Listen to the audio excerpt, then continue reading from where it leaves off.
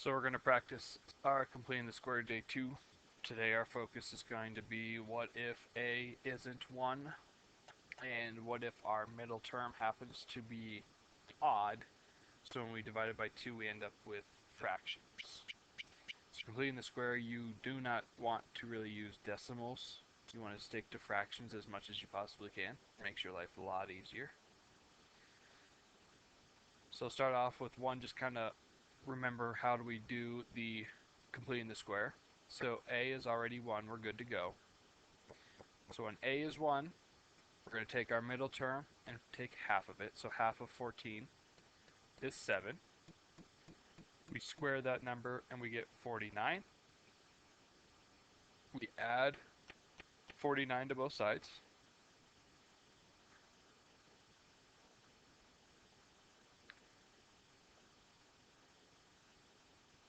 We don't combine the like terms here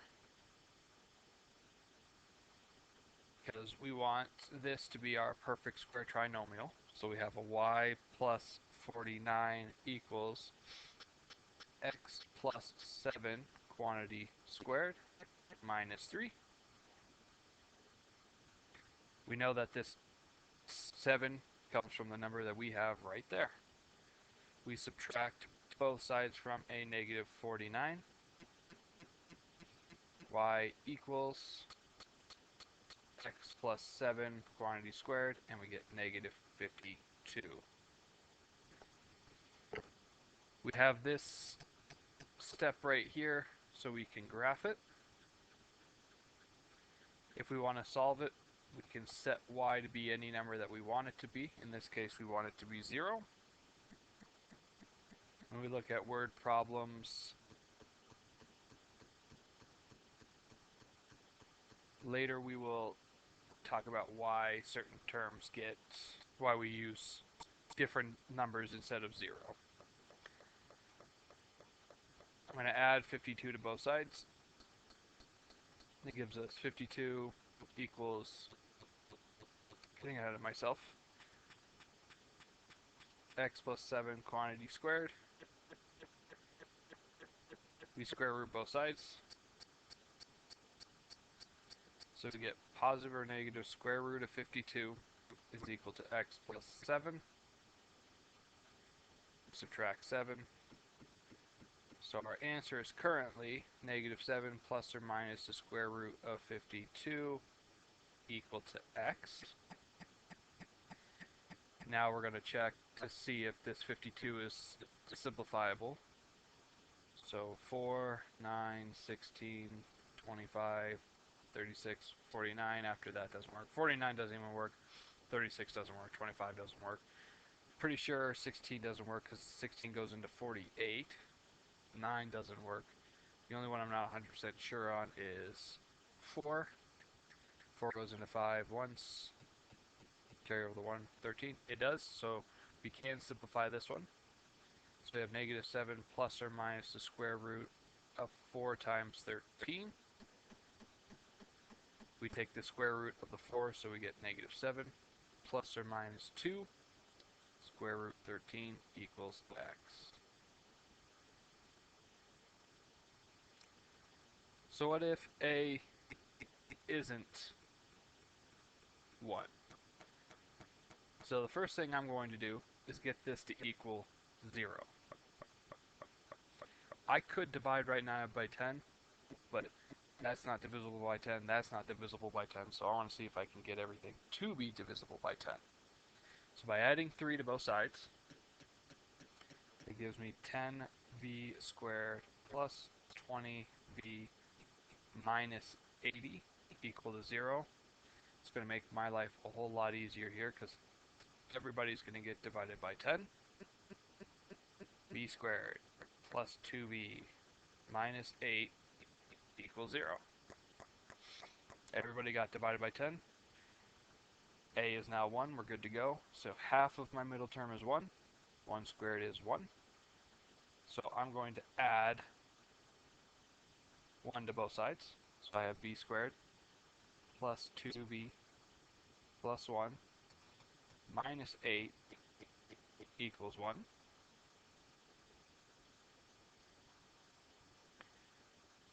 here's where I can get my perfect square trinomial. B plus 1 quantity squared minus 8 equals 1.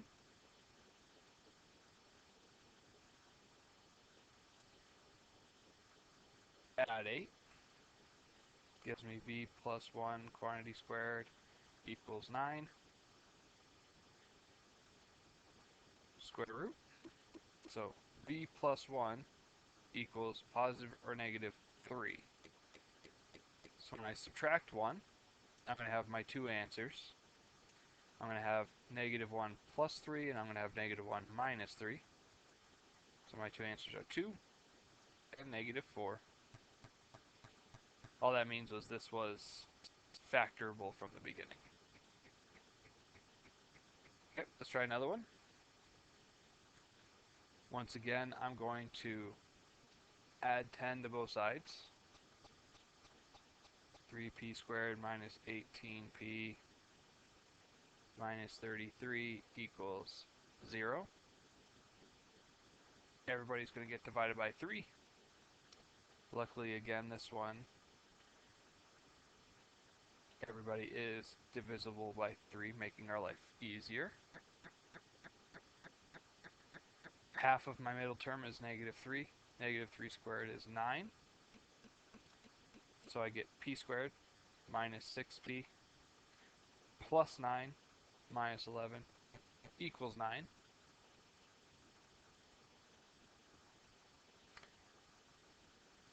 Oops. Factor our perfect square trinomial right here. Get p minus 3 quantity squared minus 11 equals 9.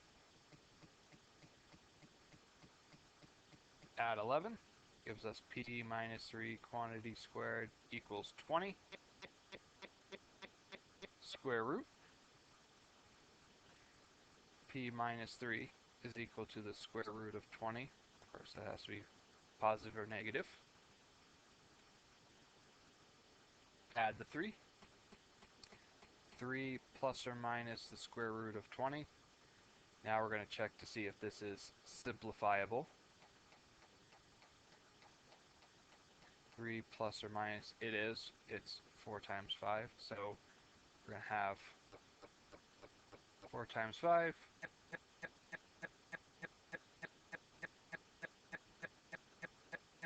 Square root of 4 is 2. Can't square root 5, so he's still trapped. There is our answer for this one. Now what happens if the middle term, or they're not all divisible by the leading coefficient? I don't know if I have an example like that. So let's say we've divided it, we get this, and our middle term happens to be odd. We still approach it the same way. So a is 1. I need to take half of 15. See, this is where you can go, oh, 7.5.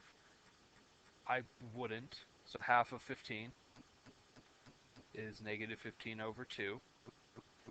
When I square negative 15 over 2, so when this thing gets squared, everybody gets squared, I get positive 225 over 4. I don't have to worry about whatever 7.5 squared is. I know what 15 squared is. I know what 2 squared is this. That's what's going to get added to both sides. M squared minus 15m plus 225 fourths minus 48 equals 225 fourths.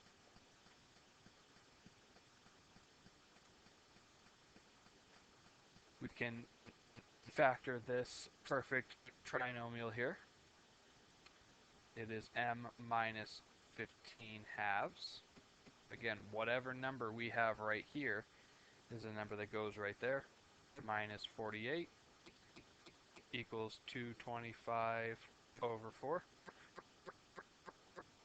Another reason why you don't want to use decimals is in decimal form it's a lot harder to work with radicals. You won't notice if you have a perfect square trinomial. You can't break numbers apart as easily as you can when they're fractions.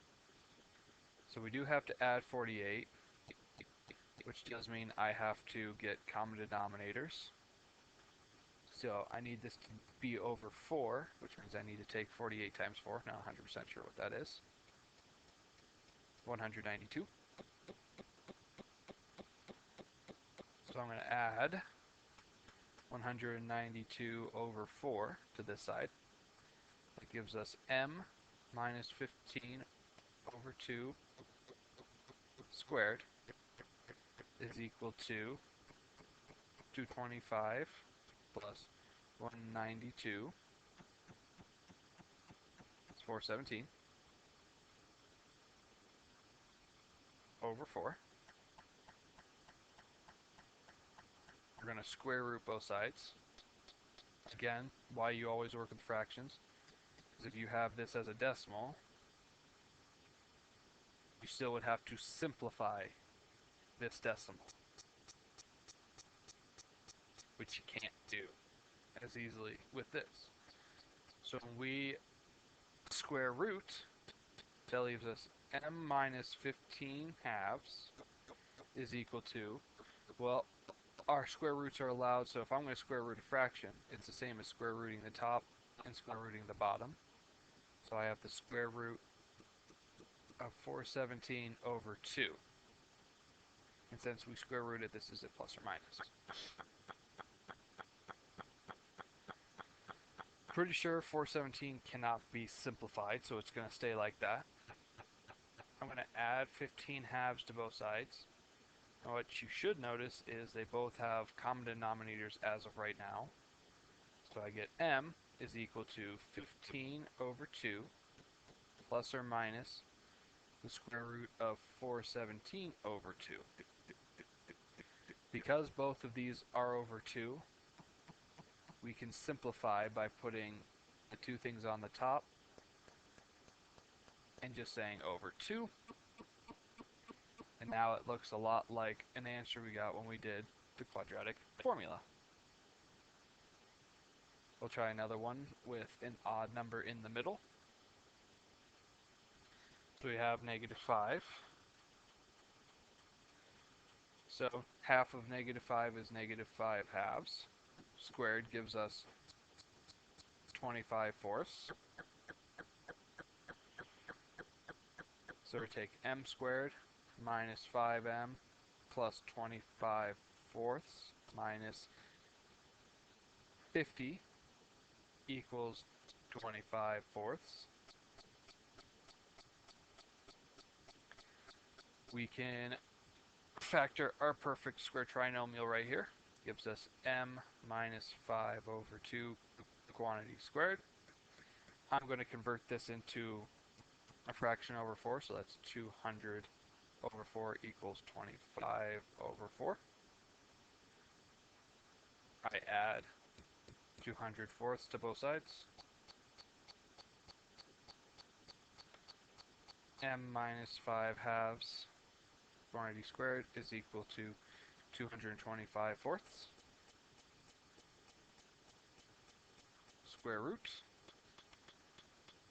That gives me m minus 5 halves equals 15 over 4, plus or minus. No, not over 4. Sorry.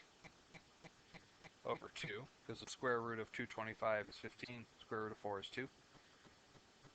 Add 5 halves to both sides, and that gives us 5 halves plus or minus 15 halves.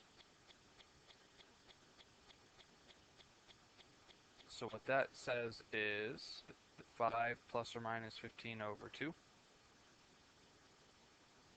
So my two answers become 20 over 2, or 10. When I add, I get -10 over 2, or -5.